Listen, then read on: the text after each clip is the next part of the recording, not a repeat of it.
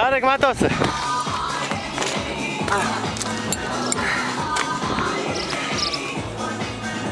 מי חלום של אופנוע? מי חלום של אבא? אני! חבר'ה, אתם פה רואים את לוי עכשיו עושה פה... מה, מצלמים? זה מצלם עכשיו לוי? כן. מי, תוריד את הרגלית ותיזהר להתהפך. מי, זה אופנוע יפה בתמונה.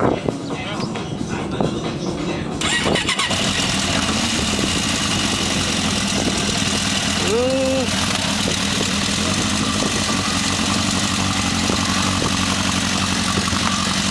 הוא נוסע.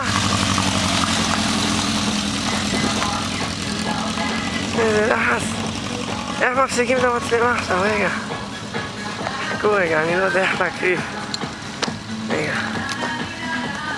הוא עושה פה דאווינים של ילד אחשוורוש.